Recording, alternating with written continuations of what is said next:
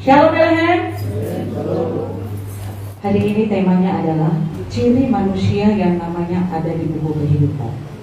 Saya selalu mengingatkan kita, kalau kita datang ke gereja, kita beribadah, ya, biarlah kita beribadah itu benar-benar beribadah gitu, bukan formalitas, supaya ada hasilnya. Biarlah setiap kita membuka diri kita mau ngapain ke gereja. Kalau kita datang dalam kondisi kita adalah orang yang ditolak Tuhan, setelah kita pulang kita juga menjadi orang yang ditolak Tuhan, karena kita selalu mengikuti daging, bukan mengikuti maunya Tuhan. Kita selalu mengikuti maunya kita, bukan mengikuti maunya Tuhan, dan buntut-buntutnya pasti ke dalam neraka. Nah, hari ini pesan firman Tuhan, ciri manusia yang namanya ada di dalam kita kehidupan. Saya mau mengajak kita berpikir serius. Coba ingat-ingat dulu tetanggamu yang sudah mati. Ingat dulu saudaramu yang sudah mati. Ingat dulu orang-orang di PT yang sudah mati. Mereka di mana sekarang? Saya mau tanya, apakah manusia yang mati dan binatang yang mati sama? Kalau binatang mati gak ada urusan surga dan neraka, karena mereka tidak punya roh. Ketika Tuhan menciptakan Adam dan Hawa, Dia berbeda dengan Dia menciptakan hewan-hewan. Tuhan menciptakan Adam dan Hawa, menciptakan Adam, manusia pertama, dihembusi nafas Allah, ada roh Allah. Tapi binatang tidak ada roh. Jadi kalau binatang mati, ya mati udah gitu aja. Tapi kalau manusia mati, ada kehidupan setelah kematian. Dia ada di neraka atau dia ada di surga. Ada satu penglihatan begini, dia dibawa ke surga. Surga itu ada pintu gerbangnya. Ada pintu gerbang surga. Terus ada nama-nama yang ada di sana. Salah satu nama yang ada di sana adalah pendetanya yang dia kenal dan yang lain-lain. Ya, tentu sangat banyak ini kan dalam penampakan alam roh. Terus dia tanya sama malaikat, kok nama pendetaku udah ada di situ? Padahal pendetaku masih hidup. Iya, kontrak belum selesai. Tetapi memang dia adalah penghuni surga, karena dia memenuhi kriteria untuk itu. Begitu dia mati, langsung disambut di surga. Sekarang kalau kita mati, kita kan nggak tahu kecelakaan di jalan, ya kan? Kita nggak tahu kecelakaan di perusahaan, nggak tahu. Seperti dalam penglihatan itu, satu jemaat itu melihat ada nama bapak pendetanya di sana. Tapi di sisi lain dia juga melihat ada banyak pendeta di api neraka, di siksaan yang paling berat. Karena mereka selaku pendeta, mereka cuma bisa ngomong tapi tidak bertobat.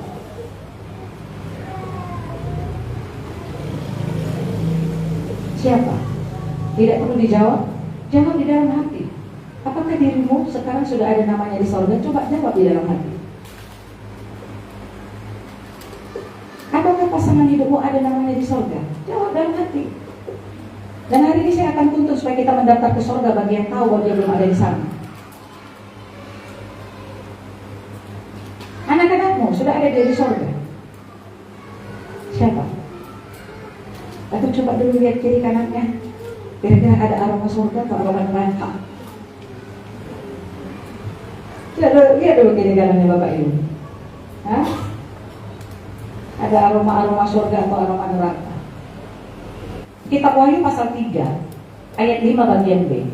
Barang siapa yang menang, ia akan dikenakan pakaian putih yang demikian. Tahukah kita menang berarti kamu berjuang? Apa perjuangannya?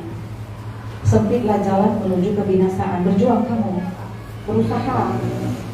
Ya, usahanya apa? Gak boleh merokok, sempit kan? Gak boleh minum, sempit kan? Gak boleh ngegosip, sempit kan? Terima kritik, sempit kan? Berjuang. Kalau kamu menang, katanya dikasih Tuhan pakaian putih. Aku tidak akan menghapus namanya dari kitab kehidupan. Perhatikan, ada orang-orang yang namanya bisa dihapus, ada namanya tidak. Kalau orang itu kalah, artinya dia memilih, jalan lebar ini aja lah yang enak. Jalan lebar ininya yang enak.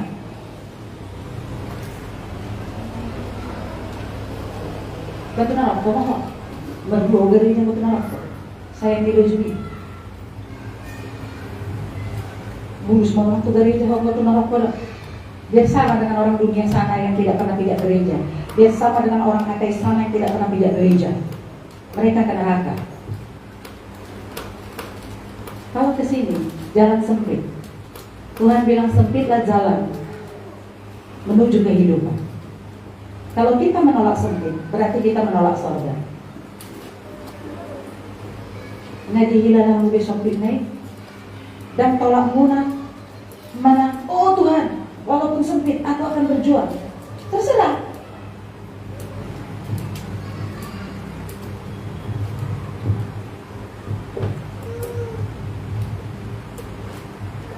Kalau kamu menang, katanya tadi ayat 3, ayat 5, kamu akan dikenakan pakaian putih, bukan jubah putih, somon akasih tua, jubah pendeta yang dikenakan dan dijahitkan.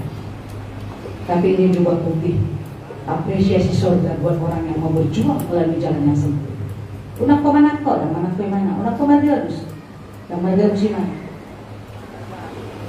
Jangan kamu fitnah, nggak mau fitnah, dia ikutin jalan sempit.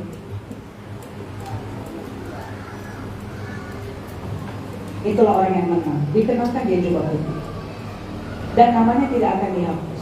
Karena begini ya, saat kita menerima Yesus sebagai Tuhan dan Juru Selamat kita, doa secara pribadi, nanti saya akan tuntun ya.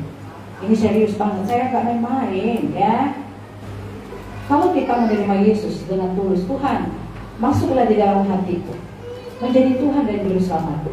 Kita bertobat sungguh-sungguh nih, kita menyesali jalan kita yang lama. Kita bertobat sungguh-sungguh. Hari itu nama kita sudah ditulis di buku kehidupan. Tapi seiring perjalanan hidup kamu merasakan hal-hal yang berat dan kau putuskan melalui jalan yang lebar, maka namamu akan dihapus. Saya nggak tahu siapakah di sini yang namanya pernah tertulis di buku kehidupan, di gerbang sorga. Saya nggak tahu dan sempat dihapus, atau sama sekali dari awal namanya belum pernah tercatat di sana. Kita harus mikir-mikir ya, dalam Matius pasal 24 tentang cerita kesudahan zaman. Kita mendengar ada dulu perang di mana-mana. Kita bilang ya dari dulunya perang, Indonesia pun perangnya baru merdeka 45. Tapi lihat hari ini perangnya beda. Perang dunia 1 itu tidak ada melibatkan Israel.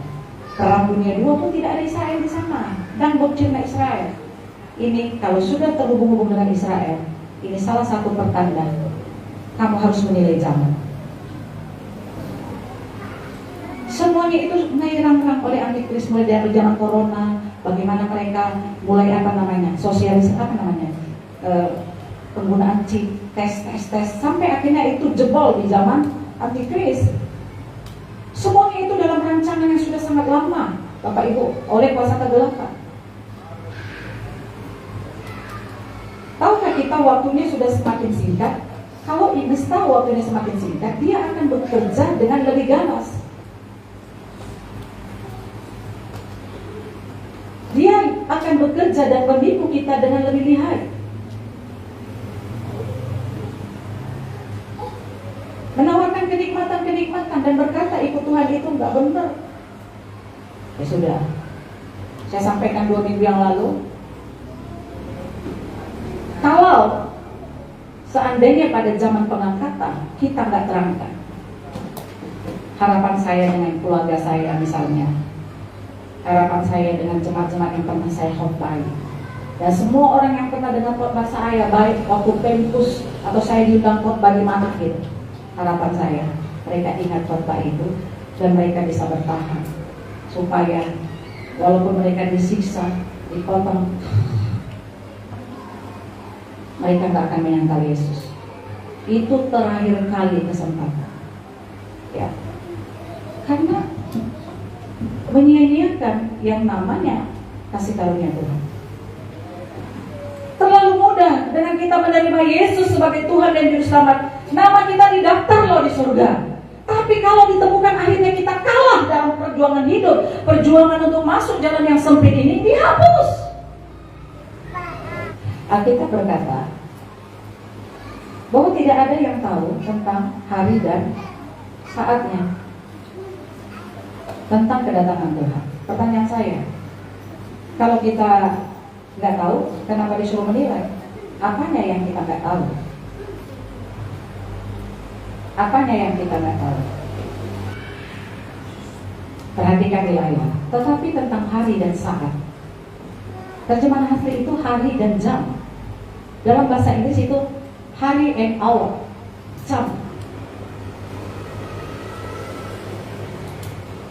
Tuhan selalu menyampaikan kepada nabi-nabinya, kepada hamba-hambanya, ketika dia ingin melakukan segala sesuatu, dia bilang, apakah aku akan menyembunyikan hal ini kepada Abraham waktu dia akan membinasakan Sodom dan Gomora?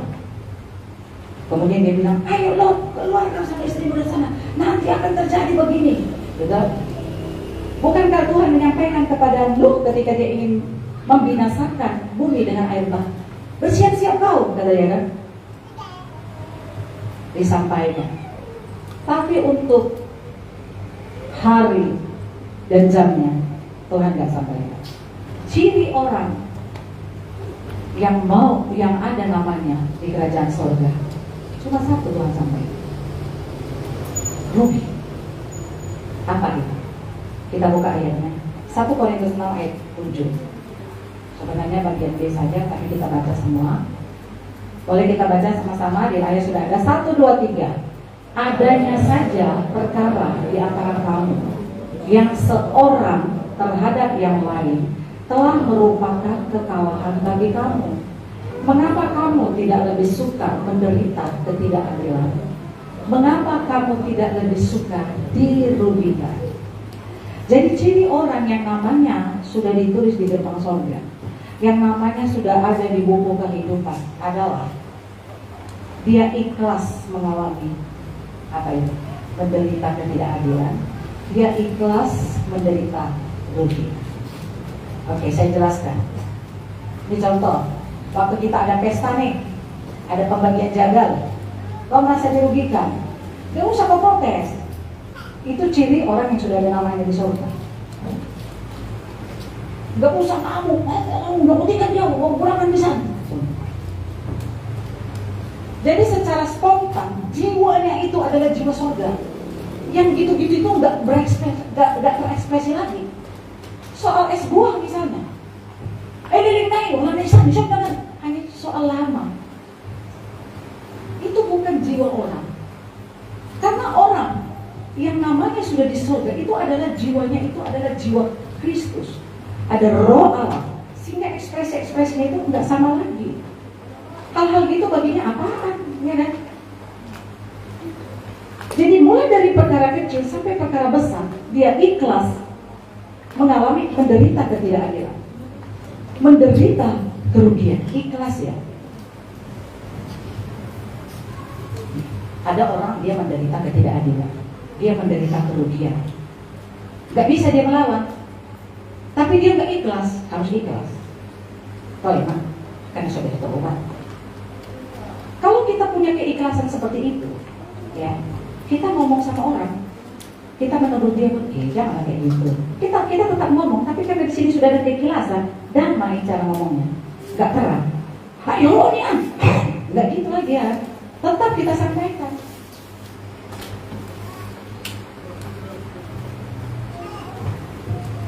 Di rumah, ini mulai perkara kecil. Soal makanan misalnya. Pak Gembala dulu pernah cerita ya. Zaman dulu saking susahnya, itu nasi udah dibikin kayak apa? Dipotong-potong, dipadatin, dipotong ya kan? Tiga geleng tak ada pintu di bulu nih, mau pulang bilang bisa ada, buat saya deh. Jadi orang mulai katanya Pak Gembala terakhir, tinggal satu potong, tapi udah dicobek-cobek, nggak lucu lagi dia. Cobek sini kecil. Ikhlas nggak? Bisa kita ngadu sama orang tua, mak, mau dulu kecil kali. Pengen ikhlas. Dan dari siapa tadi ini? Dibuangnya malah nggak dapat apa-apanya. Itu jiwa. Kespontanan orang yang ada di surga itu. Berarti kebalikannya, kalau kita buat orang menderita, kalau kita merugikan orang lain, berarti nama kita terdaftar juga, terdaftar di gerbang neraka. Yang hari-hari dimanapun dia ada maunya untung.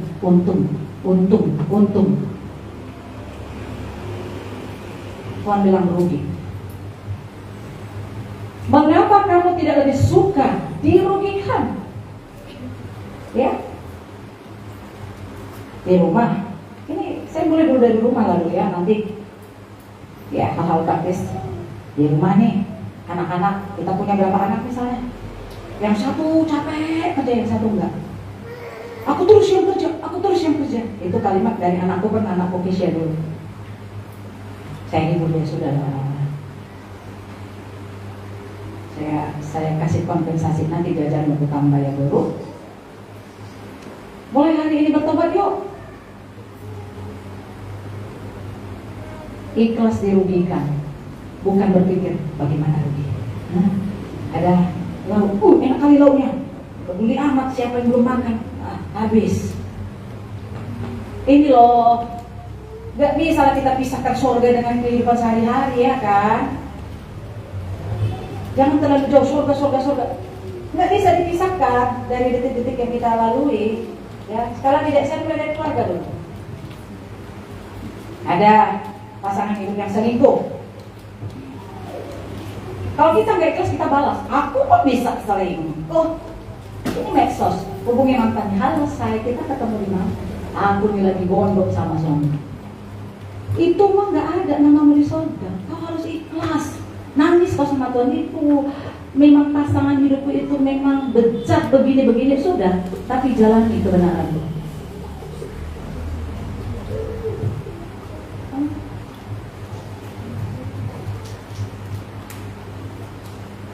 Itu di rumah. Mungkin banyak hal-hal lain. Kalau di lingkungan, ya. Kadang-kadang ada orang berantem gara-gara pembagian sembako. Pembagian sembako nih. Kalau kita merasa ada yang nggak pas, sampaikan aja ini. Tapi di batinmu kamu sudah ikhlas gitu. Ada. Kalau ada puji Tuhan, kalau nggak ada haleluya. Amin. Itu orang udah namanya udah ada di surga. Tapi kalau bukan boy, lalu ambil guru, sini, ayo kita protes, ayo, nggak gitu. Di PT, jangan kita menjadi orang yang merugikan PT, makan gaji buta, atau mencuri barang-barang PT. Ya, dibawa barang dari PT. Sekarang saya tanya dulu, apa nggak dirugikan tuh yang punya PT? Misalnya nih, ada plastik sampah itu diperuntukkan untuk apa? Untuk keperluan PT, bukan untuk dibawa karyawan ke rumah, betul nggak? Kita tuh hati nurani kita langsung gitu. Menolak. Jadi kalau hati nurani kita merugikan orang lain, kita nyaman tuh ada nama kita, tapi di gerbang neraka.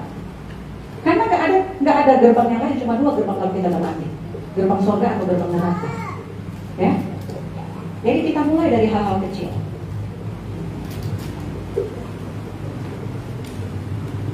Jangan kalau ada misalnya kerjaan menyingkir, begitu ada berkat mendekat. No. Kalau kita difitnah orang lain, ikhlas, gak usah balas. Ya, doakan aja sama Tuhan. Bukti kita ikhlas, kita cuma doakan aja sama Tuhan. Tuhan bilang pembalasan adalah hakku. Enak kan ya. Kita harus merugi. Yang merugi katakan amin. Ada, ini tanda-tanda ini. Yang ikhlas menderita ketidakadilan. Yang ikhlas menderita ketidakadilan. Coba pikirkan dalam banyak hal, renungkan. Apakah hidup kita ini selalu merugikan orang lain? Kita dimanapun berdiri itu kan ada namanya hak dan kewajiban. Ya kan? Kalau tipe kita masih maunya hak, kewajiban kita nggak kita kerjakan, nggak mungkin anak kita ada di surga seperti ayat di Korintus ini. Cirinya adalah orang yang mau rugi, ikhlas rugi. Kenapa? Karena kita masih di dunia dan semua itu akan dibalas Tuhan dan digantikan Tuhan dengan sangat luar biasa di kekekalan. Setiap perbuatan baik kita, keikhlasan kita itu diapresiasi. Di surga itu ada rumah-rumah ya. Coba buka dulu Yohanes pasal 14 ayat 1 dan seterusnya.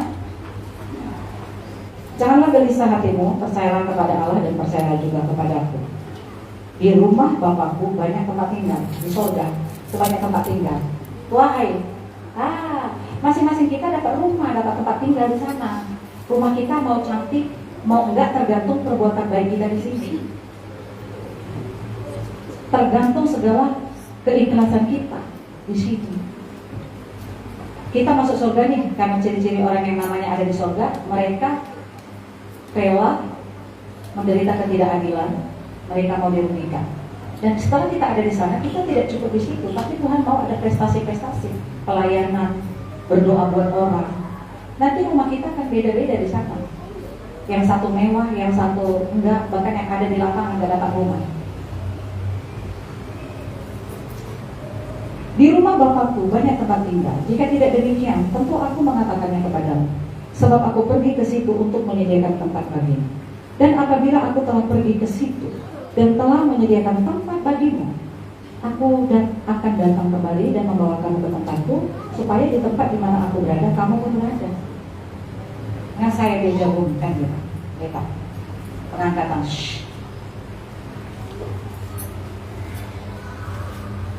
Paulus pernah berkata dalam kitab Ibrani begini. Menurut ukuran waktu, harusnya kamu dikasih makanan keras. Tapi dan kaya beta jalan makanan yang keras. Maka dikasih si Paulus lah susu. Tapi kalian tahu, aku gak pernah kasih susu sama dia. Makanan keras. Kenapa? Karena zaman Paulus dengan zaman sekarang gak sama lagi. Zaman Paulus, udahlah, tanda-tanda zaman masih jauh istilahnya. Sekarang sudah di depan mata. Tidak cukup bagi kita terima Yesus. Enggak. Kalau masih ada waktu, tunjukkan kedewasaan. Salah satu ciri kedewasaan adalah dia mampu menderita ketidakadilan. Anak-anak rohani tidak akan mampu menderita ketidakadilan. Dan ingat, yang terangkat nanti ketika zaman pengangkatan hanya yang dewasa rohani. Karena itu digambarkan sebagai perkawinan, perjamuan perkawinan anak domba. Berbicara perkawinan, tak ada perkawinan anak-anak. Gereja itu adalah mempelai perempuan. Kalau berbicara mempelai itu orang dewasa. Jadi kalau masih ngambek-ngambek, dikritik, protes, dinasehati, berontak, kok nak kau? Supaya nama kita ada di daftar surga. Jangan gampang-gampang tersinggung. Jangan overthinking. Saya baru menghadapi satu orang yang overthinking.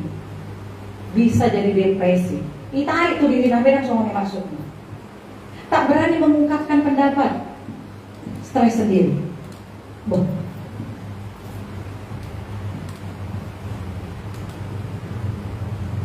Saya akan menghidangkan selalu di mimbar ini makanan keras. Karena menurut saya ini waktu kita harus didewasakan. Oke, sekarang kita berpikir, dewasa itu gimana sih? Apakah saat orang baru bertobat dia remaja dulu? Enggak. Kalau dalam kerohanian, orang baru bertobat bisa tiba-tiba dewasa rohani. Bukan faktor umur. Saya sudah pernah khotbah tentang Samuel dan Elia, Imam Eli. Imam Eli itu udah tua bongkok, masih kekanak-kanakan, ditolak Tuhan kan? Nggak bersikap sebagai orang dewasa, memimpin umat Tuhan. Tapi Samuel yang kecil, yang masih muda, betul? Tuhan nggak akan berbicara kepada anak-anak rohani, nggak akan. Kenapa Tuhan berbicara kepada Samuel? Dia dewasa secara rohani. Walaupun dia masih sangat kekanak-kanakan di dalam pertumbuhan badan. Jadi masalah orang dewasa itu bukan karena dia juga pelayanan. lama pelayanan kayak Imam Eli.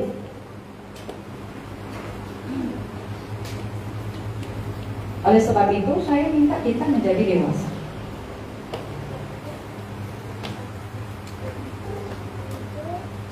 Dewasa secara rohani. Kalau dikasih nasihat, kan anak-anak kan gini, kalau dikasih dia nasihat, betulnya dia salah, tapi dia nggak mau. Kenapa? Karena egois. Ya memang aku salah, tapi nggak usah, coba aku. Nggak mungkin lah namamu ada di gerbang surga kayak gini. Iya kan? Udah benar-benar dia salah, ditunjuk salah. Gak mungkin. Orang yang dewasa rohani, dia ikhlas menderita ketidakadilan. Dia ikhlas dirugikan, ya kan? Dia ikhlas dikhianati, kan rugi kan?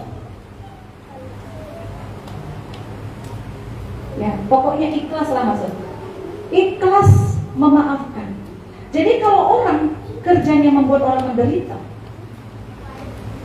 atau kalau masih ada orang dia udah salah, minta maaf nggak bisa, saya nggak yakin dia bisa kerjakan level yang lebih tinggi, yaitu level orang dewasa, bisa memaafkan orang yang bersalah. Karena waktu dia bersalah aja dia nggak mampu minta maaf. Itu anak-anak. Waktu dia salah, nggak tahu dia minta maaf. Padahal pelajaran kelas 2 SD itu sudah ada itu. Saya ngajarin anak saya si Kayla. Kalau kita bersalah, apa yang harus kita lakukan? Di sekolah aja diajarin ya, meminta maaf. Kalau ada yang orang nolong kita, apa yang kita lakukan? Berterima kasih. Jadi kalau kamu ditunjuk dosamu, terima kasih. Kalau saya repetin kalian terima kasih ya. Belum ada yang salam saya bilang terima kasih, terima kasih. Saya pernah loh, kapan itu ya? Di mana saya khotbah sampai disalamin saya. Terima kasih untuk firman-Nya. Sekali lagi saya bilang, kalau ada orang ditunjuk nih kesalahanmu, saya tunjuk nih kesalahan dalam firman, harusnya terima kasih ya. Malah dia membenci, melawan, bersiasat. Dewasakah itu? Sedangkan kesalahanmu ditunjuk, kamu gak minta maaf. Apalagi kamu mau memaafkan orang yang bersalah kepadamu. No, jelas sekali ya. Memang intinya adalah ayat itu intinya. Ayat itu intinya. Kalau orang yang kerjanya nuntut itu anak-anak. Nuntut diperhatikan ya. Kalau orang dewasa enggak, dia memperhatikan. Amin. Ini sekarang gereja ini bisa dulu Bapak Ibu kan ada yang kerjanya ya. Tim altar bisa tampil di atas ini. Kan karena mereka latihan. Saya nggak mau kita hanya pede bulan ke bulan, minggu ke minggu hanya duduk manis, nggak berpikir. Mikir dong orang dewasa ya. Contohnya apa? Bagaimana supaya pelayanan berjalan? Apa yang harus kulakukan? Paling tidak berdoa, ya kan? Apa lagi? Kulihat itu kursi sudah rusak. Bisa aku beli satu dulu kursi, berapa harganya itu? Satu orang beli kursi satu 300.000. Nah, udah cantik kursi gitu. Contoh, belajar mulai memikirkan. Asik tuh beres lagi pasangin nggak nomor tuh ali saya aku beres. Hidup saja mati tak mau untuk dosa adalah gitu. Jangan sudah ditantang pun, ayolan hepeng. Itu anak-anak rohani. Kalau di zaman anugerah ini kita memilih untuk kekanak-kanakan, untuk tidak bertobat, kita tidak mau mendesak diri kita untuk menjadi dewasa secara rohani, maka kita akan tertinggal. Sebab nama kita tidak ada di gerbang surga, nama kita ada di buku kehidupan. Kalau kita detailkan kata menderita ketidakadilan ini, itu banyak hal, dan itu intinya kita dewasa. Sampai kapanpun, tengok aja anak-anak kita yang masih kecil-kecil, gak pernah mau rugi. Banyak kali sama dia, betul, bisa bertumbuh gara-gara kue. Bapak pilih kasih, jajarnya banyak, tadi udah beli ini. Ciri orang dewasa, enggak, ya ikhlas dirugikan, ya ikhlas menderita. Dan apapun detik-detik yang kita jalani hidup kita, tolong kita jangan lupa bahwa ujung hidup ini adalah surga atau neraka, supaya kita jangan menyimpang ke kiri atau ke kanan. Saya harap ciri-ciri ini ada di hidup kita, yaitu manusia yang mau ikhlas rugi, manusia yang mau ikhlas menderita ketidakadilan. Itulah kata kunci dari kepribadian yang dewasa secara rohani. Dan yang akan terangkat adalah mereka-mereka yang namanya masih ada di sana. Karena orang yang dewasa rohani pasti dia terus berjuang untuk menang. Pakaian putih akan dikenakan. Walaupun namamu sempat terdaftar, tapi kau gak pernah bertumbuh jadi dewasa, anak-anak, maka namamu bisa dihapus dari sana. Yang terangkat hanya orang yang dewasa secara rohani, yaitu mempelai wanita Kristus. Gereja dilambangkan sebagai mempelai wanita yang akan diangkat masuk dalam satu perjamuan kawin anak domba Allah di zaman pengangkatan ini. Jadi gak ada namanya anak-anak rohani. Boleh masing-masing meletakkan tangan kanannya di dadanya. Oh, biarlah aku menjadi dewasa rohani. Kita sampaikan dulu. Dewasalah kau hai hatiku, hai jiwaku. Oh jiwaku, dewasa yuk dewasa, biar ada namamu di gerbang surga. Amin. Dewasa rohani itu harus kita kejar. Orang yang baru bertobat bisa. Bahkan Alkitab kan ada bilang ini, yang terdahulu menjadi kemudian, yang kemudian menjadi terdahulu. Amin. Mengerti gak kita apa masalah dewasa rohani itu di mana? Ya hari ini kamu dengar firman, kancap apa? Sikat semua, itu kuncinya ya dewasa langsung. Ya, yuk berubah yuk. Mulai berubah. Kalau selama ini merokoknya satu bungkus satu hari, tunjukkan perubahan merokoknya ya setengah bungkus gak apa-apa lah. Ya. Dilebihkan habis itu. Ya, karena dengan ada perubahan udah bertobat namanya. Seminggu setengah bungkus, besok-besok seperempat bungkus. Udah bertobat namanya. Tapi masih anak-anak, nggak apa-apa. Tapi kalau kau mau langsung, aku langsung habiskan. Kalau selama ini kerjaanmu minta aja, ya, bertobat. Jangan suka minta-minta, ngemis-ngemis. Nah, itu udah bertobat ya, walaupun kau belum berkorban. Nah, setelah kamu sudah bisa tidak meminta-minta lagi, meningkat, mulai memberi. Begitu, jadi itu perjalanan seperti itu. Tapi itu kan pilihan. Kalau orang mau bertobat, gak ada setengah-setengah bungkus langsung, kan udah dewasa ya. Begitu dia gak dapat apa namanya es buah, kan langsung dewasa namanya ya. Walaupun baru bertobat, baru ditanyanya. Daripada sudah puluhan tahun di sini, kalau masalah jagal, masalah sebuah perbedaan, itu gak dewasa. Makanya kedewasaan itu bisa didesak. Kalau kedewasaan pertumbuhan tubuh gak bisa didesak ya. Tapi kalau rohani itu keputusan. Apalagi kalau orang dari zaman Roh Kudus, saya melihat ya. Contohnya saya, Rasul Paulus. Itu berputarnya nggak pelan-pelan. Di sana kerajaan setan. Dia kan membunuh pengikut Tuhan. Dia kan nggak putar pelan-pelan bertobatnya nggak. Langsung jadi pengikut Tuhan. Pelayan. Hitungan apa? Hitungan hari nggak hitungan minggu. Mau dewasa rohani, keputusan sendiri. Hitungan hari, hitungan minggu, dewasa. Susah hatimu mendengar kesekopan ini, itu jadi sempit bagus. Sekarang kau terobos atau mundur? Terobos, sampai Tuhan datang, berarti dikenakanlah nanti kita pakaian putih seperti yang dikatakan dalam Wahyu 3 ayat 5 ini. Kita nggak terobos, ya udahlah, disambut malaikat maut kita di gerbang neraka. Semua kembali ke keputusan kita. Mau dewasa rohani, tahan di sini. Mau cari susu, cari lagi rumah.